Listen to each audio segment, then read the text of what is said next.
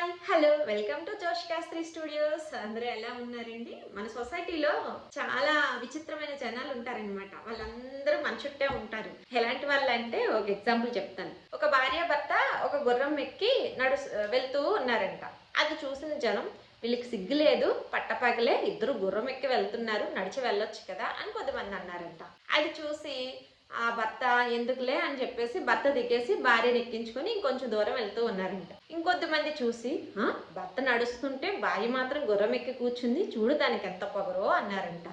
అది విని సరే అని భార్య దిగి భర్తను ఎక్కించి మళ్ళీ కొద్ది దూరం నడుస్తూ ఉన్నారంట గుర్రం మీద. అయితే ఇంకొద్దిమంది చూసి చూడు భార్యను నడిపించి భర్త మాత్రం ఎక్కి కూర్చున్నాడు, ఆడికి ఎంత పొగరో అని చెప్పేసి మళ్ళీ అన్నారంట.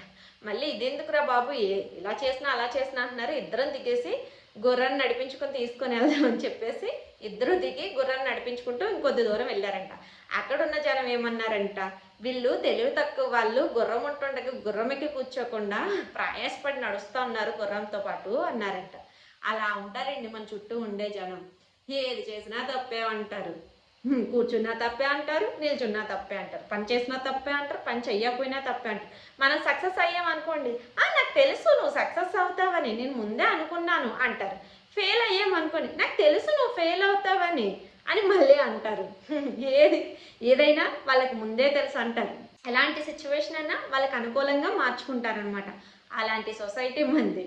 సో అలాంటి సొసైటీలో జనాల మాటలు విని వాళ్ళకి అనుకూలంగా మారుతామా, లేకపోతే మనకి నచ్చింది చేసి గమ్యాన్ని రీచ్ అవుతామా?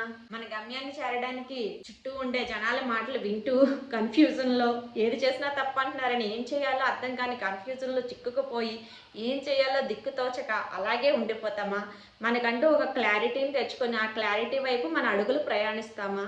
సో తెలుసుకోవాల్సింది మనమేనండి. కంటెంట్ నచ్చినట్లయితే వీడియోని లైక్ చేయండి, షేర్ చేయండి అండ్ సబ్స్క్రైబ్ చేయండి. కొత్తగా చూస్తున్న వాళ్ళైతే వీడియోని సబ్స్క్రైబ్ చేయడం మర్చిపోకండి. మళ్ళీ కొత్త కంటెంట్తో కలుసుకుందాం. Until then bye bye. Thank you all.